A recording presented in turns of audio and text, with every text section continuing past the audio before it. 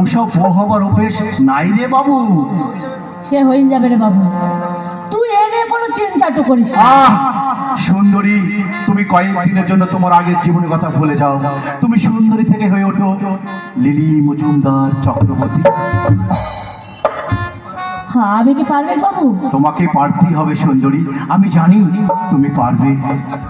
ঠিক আছে বাবু, আমি মন প্রাণ দিয়ে চেষ্টা করব। হ্যাঁ, নিজেকে আয়নার সামনে গিয়ে দেখবে আর ভাববে তুমি লিলি, তুমি এই গৌরব চক্রবর্তী বিয়ে করাবো। আর দেখো কিভাবে শাড়ি পরেছো, নতুন বইরা কি এইভাবে শাড়ি পরে?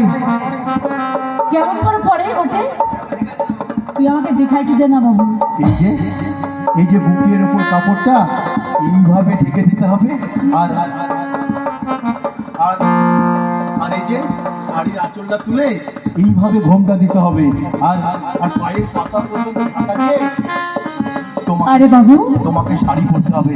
সে সঙ্গে সিঁথিতে লাল টকটকে সিঁথি, কপালে মস্ত বড় টিপ, হাতে শাখা পলা, পায়ে রাঙানো আলতা, একেবারে নতুন বউ।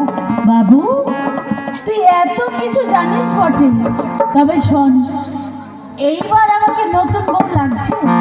একদম নতুন বউ, তবে খুব বেশি ঝকঝকে হতে হবে না তোমাকে, খুব বেশি কথা বলতে হবে না।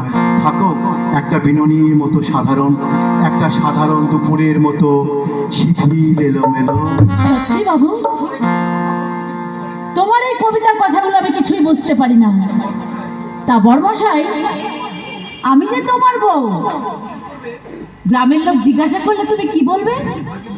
নাকি ভুলে যাবে আমার কথা? না আমি ভাড়া করাবো? সুন্দরী, অসভ্য কথাকার। বাবু তুই আমার করে রাগ করছিস বাবু? এবার দেখো দেখি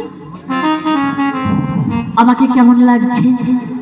অপূর্ব সুন্দরী, তোমার মনের মতো করে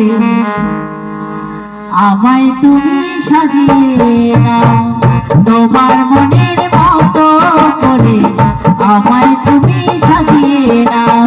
তোমার হাসি দূরে শাড়ি, তোমার হাসি দূরে শাড়ি, তোমার মনে লাগিয়ে নাও, তোমার মনের মতো করে আমায় তুমি সাজিয়ে নাও, তোমার মনের মতো করে আমায় তুমি